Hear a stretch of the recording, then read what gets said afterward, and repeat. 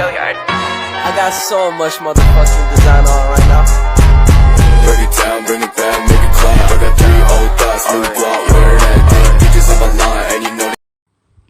Pada zaman dahulu, hiduplah sepasang suami istri yang sangat miskin di tepi hutan di Kalimantan Barat. Pada suatu malam, sang istri sedang tidur sangat nyenyak, sementara sang suami tampak gelisah. Matanya susah terpejam, sesekali ia miring ke kiri, sesekali ia miring ke kanan. Akhirnya, ia bangun dan duduk di samping istrinya. Tak berapa lama, terjadi keanehan. Ia melihat dari kepala istrinya keluar asap. Dari asap tersebut keluar seekor binatang lipan, dan lipan tersebut bercahaya sangat terang. Tak lama kemudian, lipan tersebut merayap dan keluar dari rumah mereka. Sang suami sangat penasaran dan ia terus mengikuti arah lipan yang mulai menuruni tangga. Kebetulan matahari sedang cerah. Cahaya menerangi tempat itu, sehingga sang suami tidak kesulitan mengikuti kemana arah lipan tersebut pergi. Tak berapa lama, sampailah lipan itu ke sebuah ceruk yang digenangi air. Lipan itu masuk ke dalam ceruk dan tidak keluar lagi. Sang suami kemudian segera kembali ke dalam rumah sehingga pagi hari ia tidak bisa tidur lagi. Keesokan harinya, sang istri bercerita pada suaminya bahwa ia mengalami mimpi yang sangat aneh. Terus, di tengah-tengah danau tersebut terlihat seekor landak yang sangat besar dan bulu yang berwarna kuning keemasan. Dan dengan mata yang menyala-nyala melihat semua itu, ibu lari ketakutan, cerita ibu. Sang suami pun menceritakan kejadian semalam. Tadi malam saya juga melihat dengan nyata suatu kejadian aneh. Sang suami memulai ceritanya. Kejadian aneh apa yang Bapak maksud? Tanya sang istri. Waktu ibu sedang tidur pulas, saya melihat dari kepala ibu mengeluarkan sumpalan asap. Kemudian dari asap tersebut keluar seekor lipan dengan cahaya yang terang. Cerita sang suami. Setelah itu, Pak? Tanya sang istri.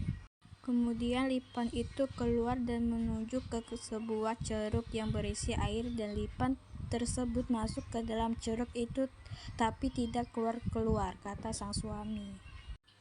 Lalu dasar sang istri penasaran. Setelah melihat semuanya, akhirnya Bapak kembali ke rumah hingga pagi ini merasa sulit tidur. Mari Bu, kita lihat ceruk tempat lipan itu masuk, ajak sang suami. Ayo Pak. Kemudian mereka pergi menuju ceruk yang dimaksud. Setibanya di sana, sang suami lalu memasukkan tangannya ke dalam ceruk itu. Sang suami merasa terkejut ketika tangannya menyentuh benda keras. Lalu ia berkata istrinya, Bu, tangan saya merasa menyentuh sesuatu yang keras. Benda apa itu, Pak? Tanya sang istri. Entahlah, Bu. Coba diambil, Pak. Baiklah, akan saya coba, Bu. Jawab sang suami sambil terus berusaha mengambil barang tersebut. Akhirnya barang tersebut berhasil diambil, namun alangkah terkejutnya mereka setelah melihat barang tersebut ternyata sebuah patung landak emas yang bermata belian. Dengan wajah hampir tidak percaya, mereka membawa patung tersebut pulang ke pondok mereka. Malam berikutnya, sang suami bermimpi didatangi oleh seekor landak besar. Di dalam mimpi tersebut, sang landak emas berkata bahwa ia ingin tinggal bersama mereka, dan jika menginginkan sesuatu, mereka tinggal menggosok patung landak emas itu. Sambil bicara mantra, maka akan keluar apa yang mereka minta dari tubuh patung landak emas itu secara terus-menerus. Dan jika mereka ingin menghentikan, mereka juga harus membaca mantra yang diajarkan oleh seekor emas landak. Keesokan harinya, sang suami segera mencoba segala petunjuk yang ia dapatkan dari mimpinya. Dengan cepat ia mengambil patung landak emas dan langsung menyebutkan permintaannya sambil membaca mantra yang telah diajarkan, di mana pada saat itu ia menginginkan berlian. Maka seketika itu juga keluarlah berlian-berlian di mulut landak emas.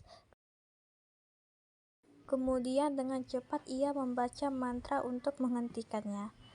Sejak saat itu, sepasang suami istri yang dulu miskin mendadak menjadi orang yang sangat kaya, sehingga masyarakat sekitarnya merasa heran melihat perubahan nasib mereka. Rupanya berita tentang perubahan nasib mereka didengar oleh seorang perampok. Dengan rasa penasaran, perampok itu menyelidiki dari mana asal kekayaan mereka.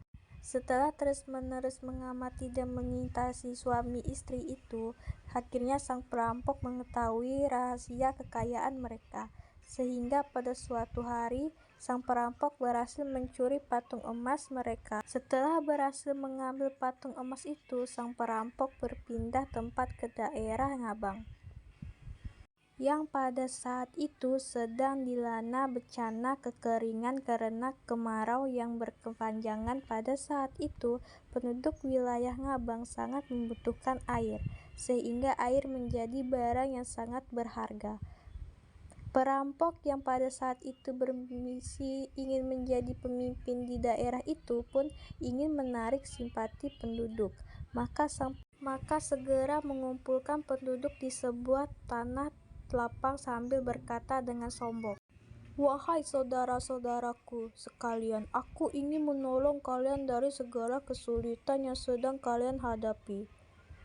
Aku menyediakan air yang kalian butuhkan," teriak seperampok dengan nada yang sombong.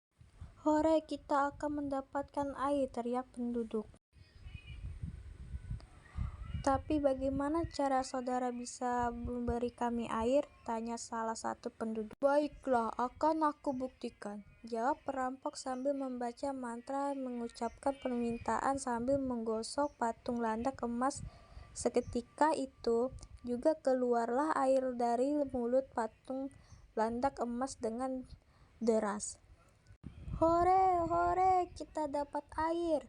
teriak para penduduk dengan gembira. Air terus memancar semakin deras hingga mengenai wilayah itu. Sudah cukup," teriak penduduk. Tapi air terus memancar, bahkan semakin deras hingga penduduk menjadi ketakutan dan berusaha lari menyelamatkan diri, sementara sang perampok yang tidak mengetahui mantra untuk menghentikannya terus berusaha dengan cara menutup mulut patung landak emas itu. Namun usahanya sia-sia karena air terus saja mencar dengan deras. Akhirnya sang perampok merasa ketakutan dan berusaha menyelamatkan diri. Namun tangannya merasa lengket pada patung landak emas itu sehingga tidak bisa melepaskan patung tersebut dari tangannya. Lama-kelama air yang memancar itu mengetamakan sang perampok sama patung landak emas. Air terus mencar dengan mengalirkan hingga membentuk sebuah sungai. Sungai itu mula-mula kecil namun kemudian bertambah lebar. Orang-orang di daerah Ngabang menyebut sungai itu dengan nama Sungai Landak karena airnya memancar dari mulut patung landak emas. Hingga sekarang Sungai Landak masih terus mengalir dalam wilayah Ngabang sampai ke Ponti.